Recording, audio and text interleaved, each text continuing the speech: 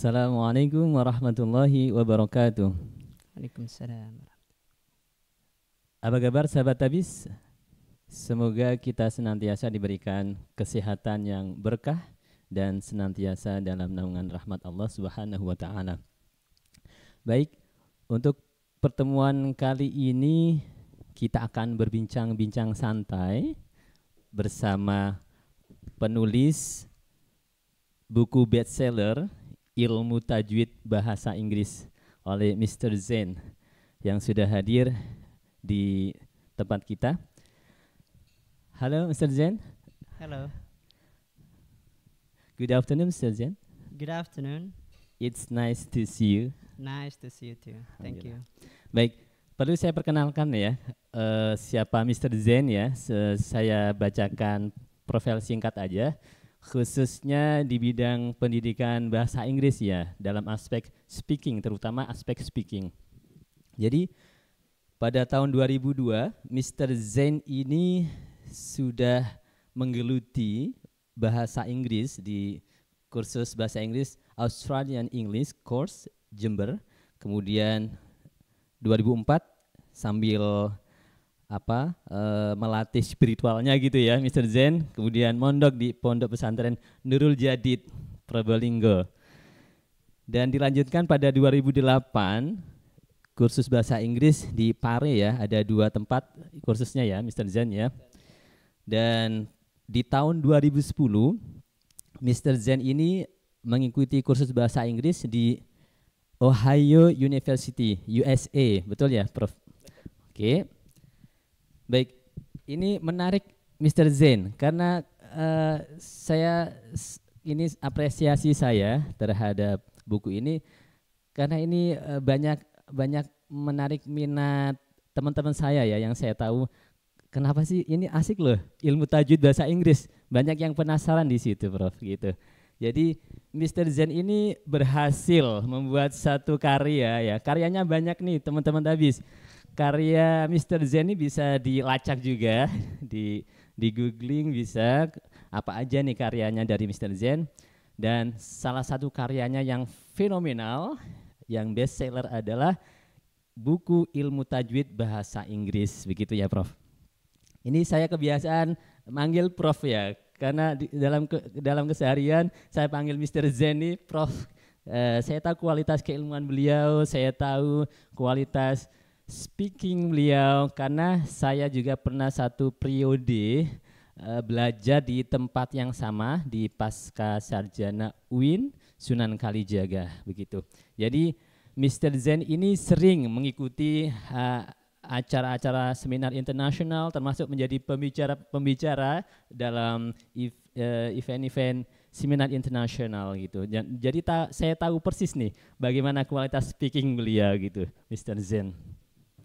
Baik Mr. Zain, saya penasaran nih Mr. Zain, apa sih gitu ya inspirasi Anda sehingga Anda menulis buku Ilmu Tajwid Bahasa Inggris begitu. Kan menarik ya ilmu tajwid bahasa Inggris, kayaknya sebelumnya nggak pernah terfikir ya ada ilmu tajwid bahasa Inggris gitu. Bagaimana Mr. Zain? Ya, jadi salah satu inspirasi saya menulis buku Ilmu Tajwid Bahasa Inggris ini karena kebanyakan kita pelajar Indonesia khususnya itu membangun mindset bahwa bahasa Inggris itu sulit, bahkan menjadi momok tersendiri. Bahkan ada yang sampai kemudian mengatakan bahwa bahasa Inggris adalah bahasa munafik, ya kan? Oh, kok bisa bahasa munafik? Karena bahasa tulis dengan bahasa lisan itu berbeda, ya kan? Berbeda dengan bahasa Indonesia, bahasa tulis dengan bahasa lisan itu sama. Bahasa Inggris berbeda, ya kan? Saya coba kasih contoh misalnya, ya kan? Batu itu bahasa Inggrisnya kan kauk. Kalau orang kebanyakan mengatakan itu kauk, padahal pengucapannya bukan kauk, tetapi kof. Jadi betul-betul kayak bahasa Arab ya, Prof. Kayak pronunciation-nya. Ya, jadi ilmu tajwid ini sebenarnya istilah lain daripada pronunciation. Ya kan? Nah, jadi bacaannya adalah kof. Nah, jadi teman-teman sekalian, ini sama dengan ini. Kalian ini, kita ini sebenarnya terjebak ya. Terjebak hanya melihat physically ya, lihat luarnya saja. Ya, sama dengan kita lah.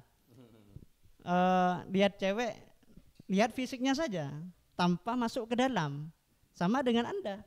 Melihat ininya saja tapi tidak melihat ini yang disebut dengan phonetic script, cara membacanya. Ya kan? Kalau Anda enggak melihat phonetic script maka bacaannya salah-salah. Kalau salah jadi miskomunikasi sama native speaker ya. Jadi bacaannya bukan kok tetapi kof, batu. Sama kemudian dengan hukum ya. Hukum itu kan bacaannya law. Jadi tidak dibaca law.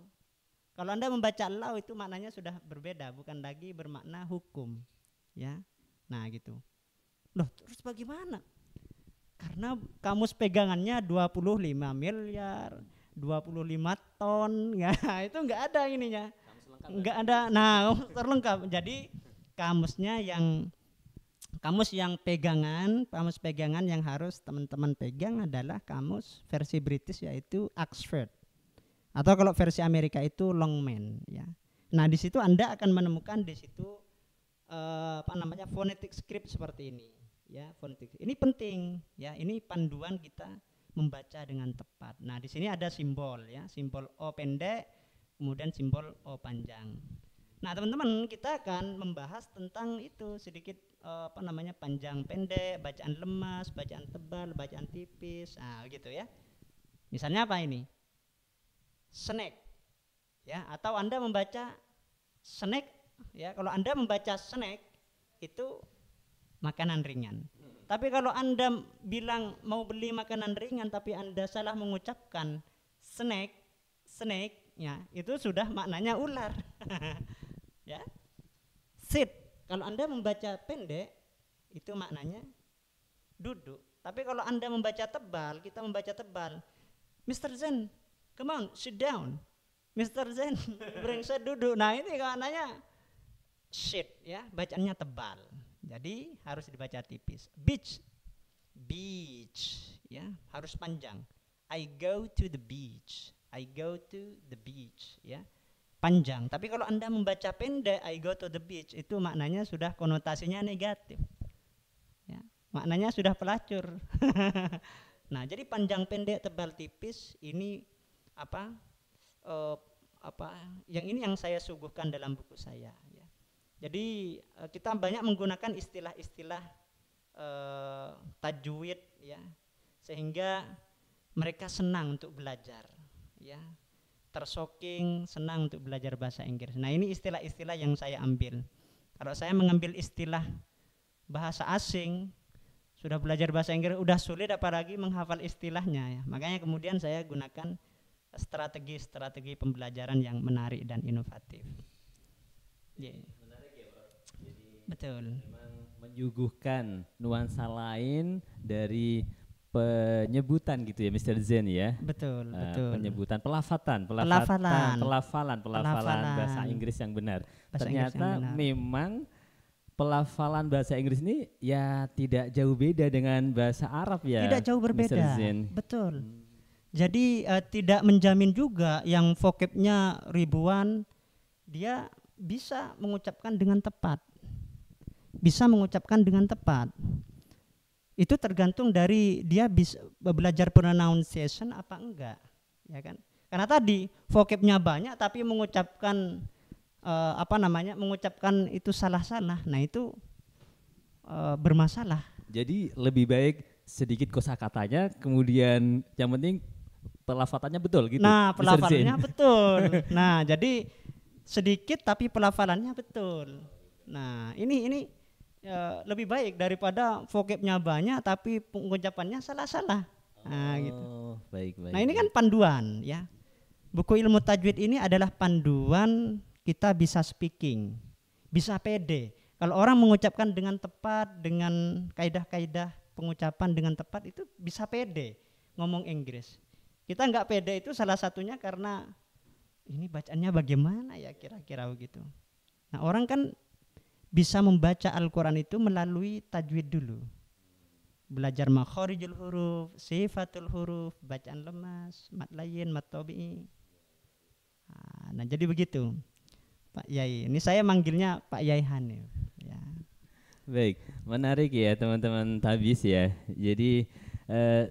Jadi semenjak saya mengenal Mr. Zen ini, bahasa Inggris itu menjadi sesuatu yang menyenangkan ya.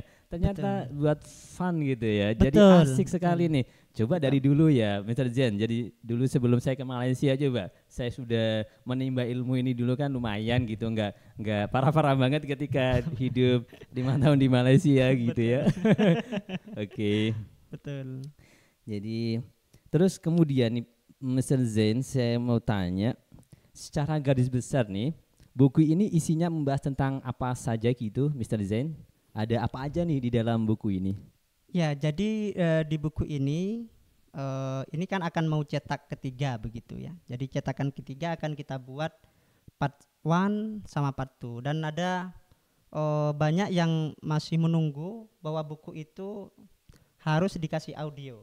Ya, dalam waktu dekat kita akan merealisasikan itu. Jadi nanti buku ini akan ada audionya juga. Ya. Ini banyak yang menunggu buku ini begitu untuk cetakan ketiga dan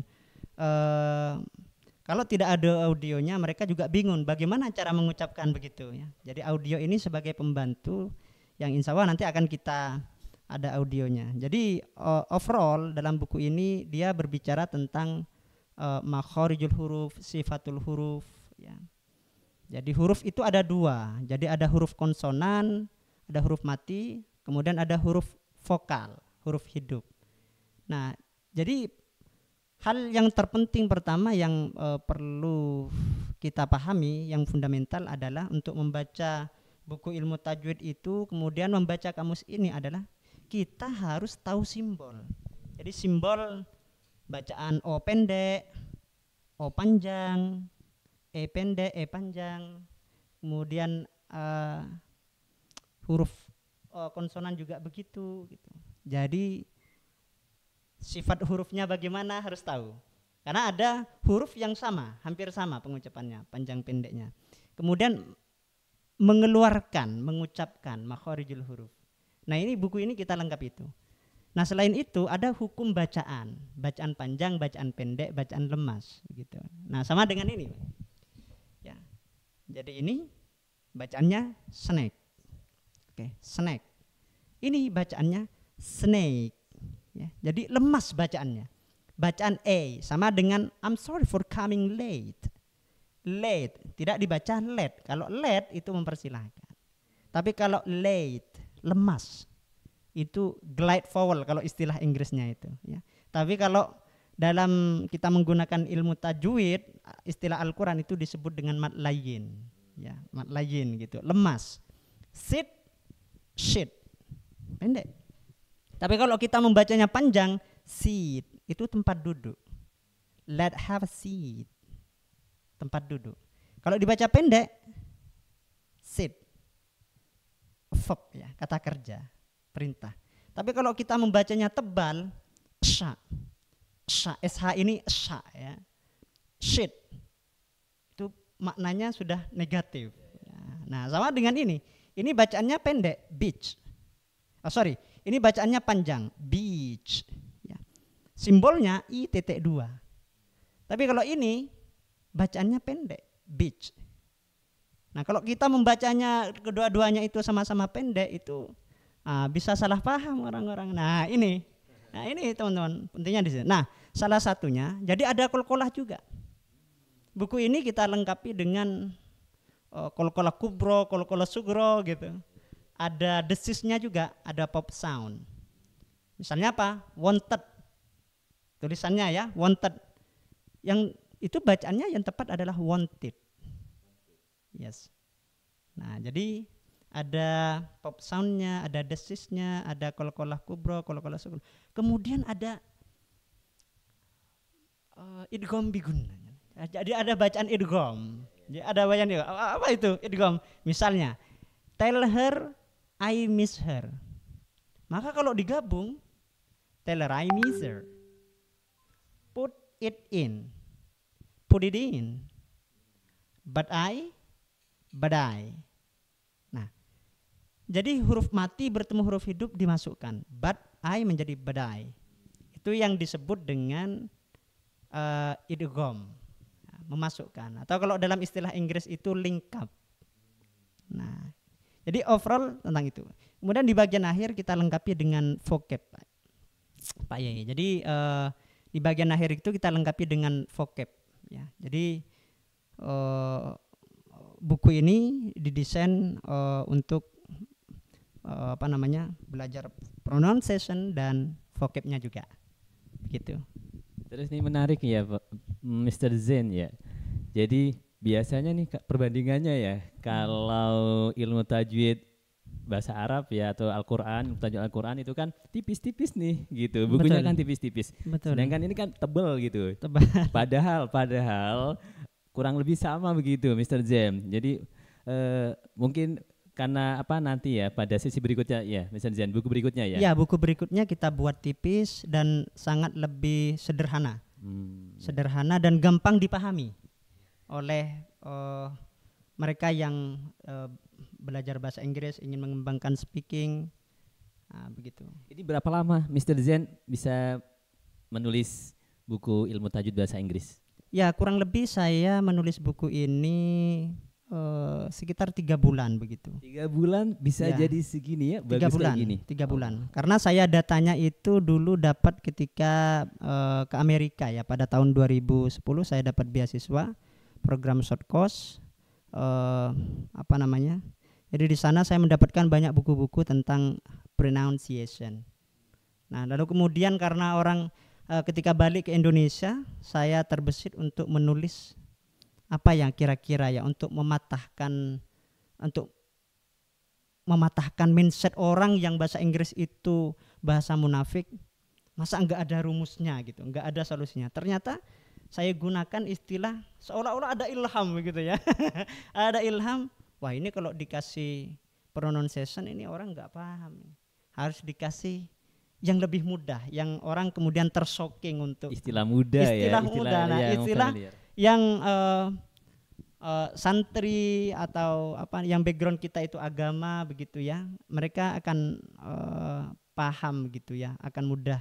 Oh, kemudian saya terbesit untuk kemudian menulis ilmu tajwid bahasa Inggris. Ini jadi orang penasaran gitu, seperti apa sih buku ilmu tajwid bahasa Inggris? Iya betul, Mr. Zain. Dan ini karena namanya ilmu tajwid ya, apakah sepanjang adanya diterbitkannya buku ini gitu, Mr. Zain sering mengisi semacam seminar-seminar, kemudian pelatihan-pelatihan di lebih banyak mana gitu, Mr. Zain? Apakah di ruang lingkup yang pesantren karena ilmu tajwid ya, ataukah Betul. di kampus-kampus atau di mana gitu, Mr. Zain? Iya, menarik sekali. Jadi pengalaman saya ketika mengisi menulis buku ini, banyak atensi dari masyarakat Indonesia yang kemudian tertarik untuk mengetahui di dalamnya. Kemudian saya mengisi di Pondok Pesantren An-Nuqoyah Bata-Bata di Madura, yang itu dihadiri sampai 800 ya peserta yang seminar itu. Kemudian di pondok pesantren, di beberapa pesantren di Jawa Timur begitu, di Probolinggo, di Jember begitu, termasuk di Jogja, di perguruan tinggi Islam ya. Jadi mereka minta ada training, ada seminar bedah buku khusus untuk speaking begitu. Jadi kalangan segmen pasarnya umum atau lebih spesifik ke mana segmennya gitu misalnya? Iya, segmentasinya sebenarnya itu pondok pesantren ya, kemudian perguruan tinggi Islam begitu. Karena kalau perguruan tinggi umum dikasih istilah ilmu tajwid mereka bingung juga gitu ya. Nah, memang harus ada buku khusus ya. Mungkin buku saya yang satunya yang di depan ini American versus British English itu bisa masuk kepada mereka kalangan teman-teman yang memang backgroundnya umum begitu ya. Tapi buku yang ilmu tajwid ini saya peruntukkan mereka yang backgroundnya apa namanya pesantren, perguruan tinggi Islam gitu, yang ngaji Al-Quran gitu ya. Yang tidak asing Begitu. dengan Tidak asing dengan Al-Quran, istilah, istilah-istilah betul. Jadi tidak asing Arab. dengan istilah ilmu tajwid Tajwid. begitu. Sesungguhnya. Sesungguhnya. Atau sesungguhnya atau versi Arab atau versi Al-Quran ya, versi Mr. Arab. Zen. Ya, menarik sekali nih Mr. Zen. Betul. Dan ternyata Mr. Zen ini sudah menyiapkan kayak solusi gitu kalau untuk orang umum, segmentasinya orang umum, ada buku yang lain gitu ya. Jadi buku lain. iya, menarik juga nih Mr. Zen. Ya. Kemudian nih Mr. Zen, apa goal atau capaian Anda dari buku ini, Mr. Zen? Ya, capaian saya untuk kedepannya dengan hadirnya buku ini bisa membantu para pelajar Indonesia yang mereka awalnya benci, tidak suka dengan bahasa Inggris, itu menjadi suka, gitu. Menjadi suka. Paling tidak suka dulu. Setelah membaca buku ini, tercerahkan. Nah itu, bisa mengucapkan kosakata dengan tepat. Ya, seperti kata-kata yang ada di depan ini, bisa mengucapkan dengan tepat. Ya, dengan tahu simbolnya, simbol huruf vokal bagaimana, simbol konsonan juga bagaimana. Ya, seperti yang saya katakan tadi, belum tentu yang vocabnya banyak bisa mengucapkan dengan tepat sesuai dengan kaidah-kaidah pengucapan yang ada di Kamus Oxford atau yang ada di buku ilmu tajwid ini. Yang kedua adalah mereka semakin pede dengan mengucapkan dengan tepat sesuai dengan kaidah-kaidah pengucapan ini, yang insya Allah nanti channel YouTube ini akan akan kita ada seri ya, jadi ada part 2, part 3, part 4 dan selanjutnya nanti kita akan bedah buku ini, begitu. Jadi mereka selain mengucapkan dengan tepat, mereka bisa speakingnya bagus, ya. Karena kuncinya adalah speakingnya bagus. Nah, ada salah satu tutor yang ini lumayan terkenal ya, Mr. Duncan namanya, sudah terkenal di YouTube. Lebih baik kita itu bisa mengucapkan kata dengan tepat, ya, daripada bisa grammar. Makanya kata Mr. Duncan, tinggalkan grammar dulu tapi perbaiki pronunciation-nya. Kalau pronunciation-nya tidak tepat bisa salah paham. Bisa salah paham. Nah ini sehingga dengan menguasai ilmu-ilmu kaidah pengucapan dalam ilmu tajwid ini, harapannya nanti teman-teman kita semuanya itu menjadi senang belajar bahasa Inggris. Kemudian semakin terimprove speakingnya, speak English like native, atau bahasa saya itu bisa ngomong Inggris kayak bule ya, kayak bule gitu. Kemudian nih Mr. Zen, jadi terbesit ya, bisa ada kata nggak yang istilah yang lebih halus daripada ya tadi merubah mindset bahwasanya bahasa Inggris itu bahasa munafik, itu bagaimana, Bro? Ada satu atau istilah lagi nggak untuk memperhalus atau menghilangkan yang ngimbangin dari adagium yang negatif itu, Mr. Zen? Iya, jadi saya juga sama dulu dengan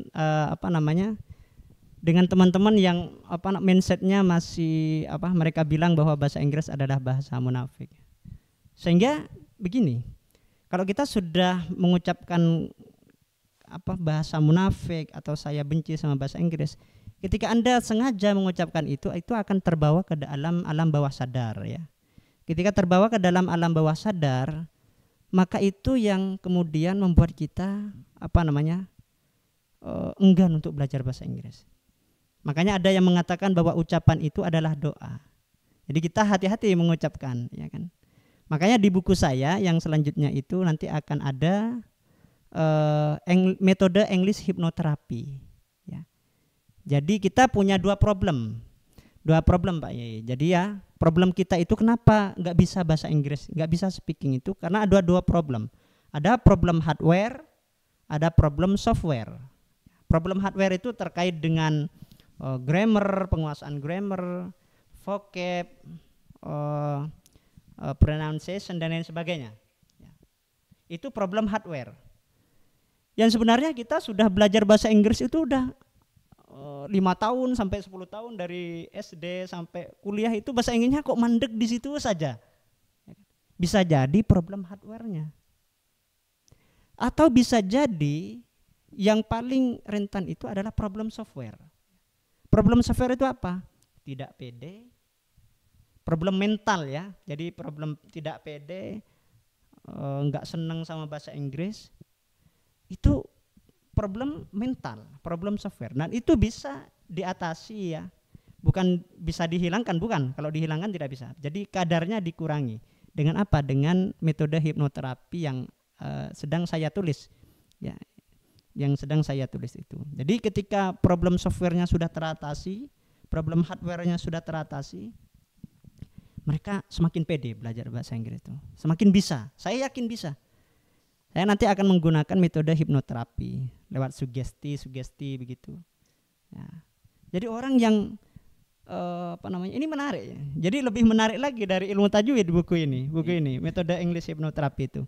Jadi misalnya sebagai contoh, ya, Pak Yai Hanif bilang bahwa saya nggak bisa bahasa Inggris, padahal bisa, vocabnya banyak, tapi tidak bisa ngomong. Kenapa? Karena tidak pede gitu, tidak pede. Nah, ketika saya hipnotis beliau, maka beliau saya suruh untuk berbicara bahasa Inggris, ya. Maka alam bawah sadarnya itu nanti menarik dia untuk ngomong bahasa Inggris. Nah, di situ kita bisa ngukur, Pak Yai Hanif ini sebenarnya bisa bahasa Inggris itu apa tidak. Kalau dalam kondisi sadar seperti ini, malu tidak bisa gitu. Tapi ketika alam bawah sadarnya yang kemudian kita ketuk ya pintunya, nanti akan berbicara bahasa Inggris. Nah, disitulah kita akan bisa menilai Pak Yai Hanif ini bisa bahasa Inggris ternyata. Nah, di situ ya. Jadi problem mental ini yang akan kita ini nanti atasi. Ini teman-teman Tamis ini perlu bersyukur ya, karena kita udah dapat bocoran dari karya Mr. Zen berikutnya, ya, Bro. Segera. Amin, mudah-mudahan segera ya dimudahkan ya. Baik, sedikit Prof, jenengan ya Mr. Zen ini waktu awal dulu ya, sehingga sekarang bisa kalau istilah pesantren itu lanyah gitu ya, fasih lancar bahasa Inggris itu. Mulai menghafal vocabnya bagaimana ya Mr. Zen untuk para pemula gitu ya, supaya step by stepnya pertama ngapalin berapa kosakata dulu nih atau bagaimana, kemudian perlu ditashih ke siapa atau cukup di Google Translate kah atau yang mana begitu Mr. Zen? Iya, jadi saya mulai serius belajar bahasa Inggris itu ketika di pondok. Jujur saja saya dulu belajar bahasa Inggris itu sudah terlambat ya. Ketika sudah mulai lulus MTS itu baru senang, padahal iseng-iseng belajar bahasa Inggris karena sebelumnya benci sekali sama bahasa Inggris ya. Kemudian saya mulai serius belajar bahasa Inggris itu ketika di pondok pesantren di Nurul Jadid Paiton Probolinggo. Itu hampir tiap hari saya menghafal ya. Jadi kalau model hafalan saya ada dua cara ya. Ada yang vocab yang saya tulis, vocabulary yang saya tulis di notebook ya, notebook mungkin ya, buku kecil itu ada kosakata yang baru saya tulis. Itu model yang pertama, itu saya hafalin. Jadi kemanapun itu saya bawa begitu. Ngaji saya bawa, ke sana saya bawa. Kemudian metode yang kedua yakni membaca. Jadi modelnya reading text begitu. Ada teks berbahasa Inggris lalu kemudian saya terjemah. Jadi dua model ini bisa teman-teman gunakan gitu ya. Kalau teman-teman mau menghafal itu nggak punya angle untuk menghafal di situ ya, bisa Anda gunakan cara yang lain, yaitu apa? Misalnya ada teks Anda terjemah ya. Atau banyak siswa-siswa saya yang kursus dengan saya itu, mereka bisa speaking itu salah satunya karena terbiasa terkonek dengan game ya, terkonek dengan YouTube begitu. Jadi seiring waktu kan banyak vocabnya juga begitu. Baik, ini sahabat Davis, karena waktu ya yang membatasi kita. Jadi untuk pertemuan kali ini kita cukupkan dulu, Mr. Zen. Insya Allah nanti kita sambung di part 2 ya. Part 2. Ya. Nanti prakteknya langsung di part 2 ya. Baik. Kita ya. Oke, sahabat Tabis, demikian untuk video pertama kita. Mudah-mudahan bermanfaat. Sharing kita barokah manfaatnya. Amin, dan amin ya Rabbal banyak alamin. teman-teman yang suka dengan channel ini dan sehingga channel ini banyak kemanfaatan untuk orang banyak begitu. Sekian Amin, dari amin. kami, saya dan Mr. Zain. Kurang lebih mohon maaf. Assalamualaikum warahmatullahi wabarakatuh. Waalaikumsalam warahmatullahi wabarakatuh.